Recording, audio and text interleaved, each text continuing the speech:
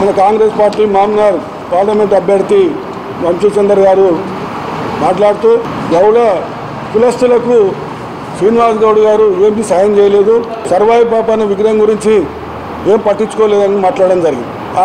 ఆయన అవివేకానికి నిదర్శనం.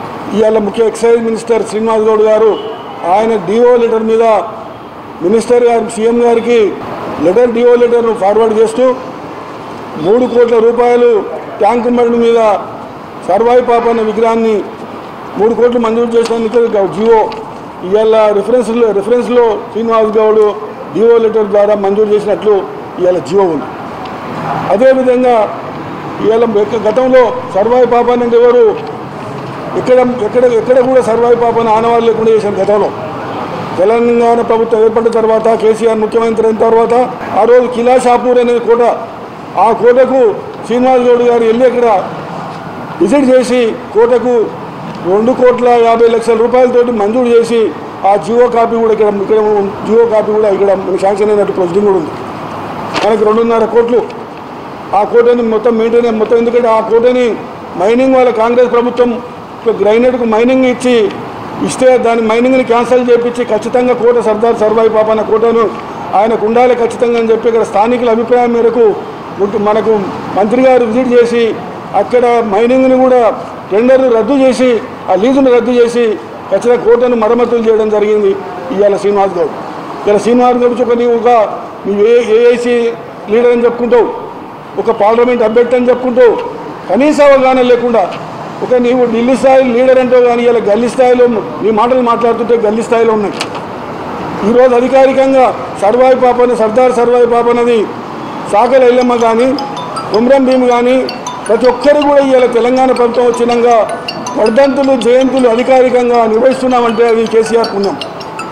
ఇవాళ నువ్వు మాట్లాడిన మాటలు మాట్లాడుతుంటే ఎంత విచిత్రంగా ఉన్నాయంటే ఇవాళ గౌడ కులస్తులకు ఎన్ని రకాలుగా ఇవాళ మామ్నార్లో ఇవాళ గ్రీన్ బెల్ట్లో పద్మావతి కాలనీలో కూడా ఇవాళ సర్వాయి పాప అనే విగ్రహాలు అన్ని కులాలకు సంబంధించిన విగ్రహాలను కూడా శ్రీనివాస్ గౌడ్ పెట్టడం జరిగింది.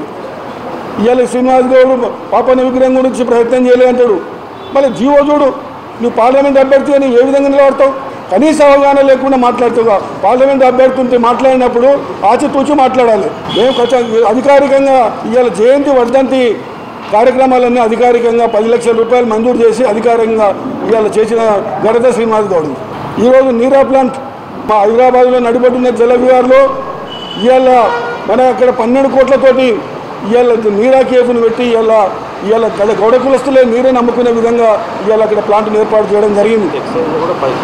మొత్తం ఈరోజు వైన్ షాపులలో కూడా 15% ఎస్సీ ఎస్టీలకు 15% గౌడ కులస్తులకు మాత్రమే రిజర్వేషన్ కల్పించి దాదాపు గౌడ కులస్తులకు 393 షాపులు ఇవాళ వచ్చే విధంగా శ్రీనివాస్ గౌడ్ సహకారంతో కేసీఆర్ సహకారంతో ఇవాళ రిజర్వేషన్ చెప్పడం జరిగింది. గౌడ కులస్తులకు మీరు ఏం చేసింది? కాంగ్రెస్ పార్టీ ఏం చేసింది? గతంలో హైదరాబాద్లో నడిపొద్దున మొత్తం కళ్ళు దుకాణాలని బంద్ చేసింది ఈ రాజశేఖర రెడ్డి ప్రభుత్వం కదా. ఈ తెలంగాణ ప్రభుత్వం వచ్చిన తర్వాత కేసీఆర్ ప్రభుత్వం వచ్చిన తర్వాత శ్రీనివాస్ గౌడ్ ఆధ్వర్యంలో ఇవాళ హైదరాబాద్లో దుకాణాలు తెరిపించి గౌడ్లో కూడా బకాయిలను కూడా ఎక్కడైతే పెండింగ్ ఉన్న రెంటల్స్ బకాయిలను కూడా మాఫీ చేయడం జరిగింది. ఇక వంశీచందర్ రెడ్డి గారు నువ్వు మాట్లాడేటప్పుడు మొన్న గత ఎన్నికల్లో మీరు అబద్ధాలు మాట్లాడి జూటో మాట్లాడి మీరు ఎన్నికల్లో గెలవచ్చు, కానీ ఇవాళ మీరు ఇప్పుడు మీ నీతి నిజాయితీ బట్టబయలైపోయినాయి. మీరు హామీలను నెరవేరలేదు. మీరు గౌడ కులస్తుల మీటింగ్లో వచ్చి బీసీ నాయకుడిని ఈ విధంగా మాట్లాడుతున్నానంటే మంచి పద్ధతి కాదు.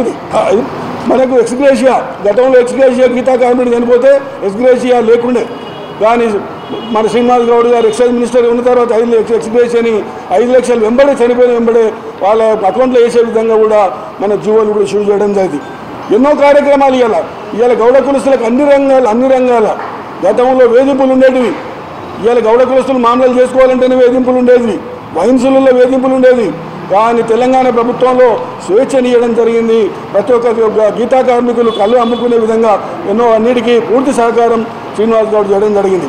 ఇవాళ నీవు మాట్లాడే మాటలకు అర్థం లేదు, పడటం లేదు. ఇవాళ నీవు మాట్లాడు 2 లక్షల రుణమాఫీ ఎక్కడ ఉంది? మీ హామీలన్నీ ఒక్కటి కూడా నెరవేరలేదు. చిన్న వాళ్ళు ఫ్రీ బస్ అని లేకుంటే సిలిండర్ అని ఆ సిలిండర్ కోరీలు మళ్ళీ ఎలక్షన్ నోటిఫికేషన్ జియో కోడ్ వచ్చింది, మీరు అమలు చేస్తామంటారు. ఏ విధంగా అమలు చేస్తారు? మీరు ఒక ఎంపీ అభ్యర్థిగా నీకు ఏమాత్రం అవగాహన ఉంటే నీవు ఉండు, నువ్వు పార్లమెంట్లో ఎంపీగా నిలబడుతున్నా నీవు చేస్తా, నేను నా పార్లమెంట్ నియోజకవర్గానికి నేను ఈ చేసుకొస్తా, నేను హామీలు నేను చెప్పాలి. కానీ ఇవాళ శ్రీనివాస్ గౌడ్ని టార్గెట్ చేసుకొని మాట్లాడడం మంచి పద్ధతి కాదు. శ్రీనివాస్ గౌడ్ మంత్రిగా ఉన్నప్పుడు గౌడ కులస్తులకు చేసినంత గతంలో ఎవరు చేయలేదు. గతంలో ఎక్సైజ్ మినిస్టర్ అంటే వేరే కులస్తులు ఉంటుంది, వేరే ఉమ్మడి ఆంధ్రప్రదేశ్లో ఒక్క గౌడు కూడా ఎక్సైజ్ మినిస్టర్ కాలేదు. కేసీఆర్ వచ్చిన తర్వాతనే గౌడుల బాధలు, గౌడుల కష్టాలు గౌడులకే తెలుస్తుంది. కాబట్టి ఖచ్చితంగా ఎక్సైజ్ శాఖని గౌడులకే ఇచ్చి గౌడులకు న్యాయం చేసే విధంగా ఇలా కార్యక్రమాలు చేస్తున్నారు. నీవు ఒక ఎంపీ స్థాయిలో నీవు మాట్లాడే స్థాయి, నీవు ఒక ఢిల్లీ స్థాయి కాదు, గల్లీ స్థాయిలో మాట్లాడుతున్నావు.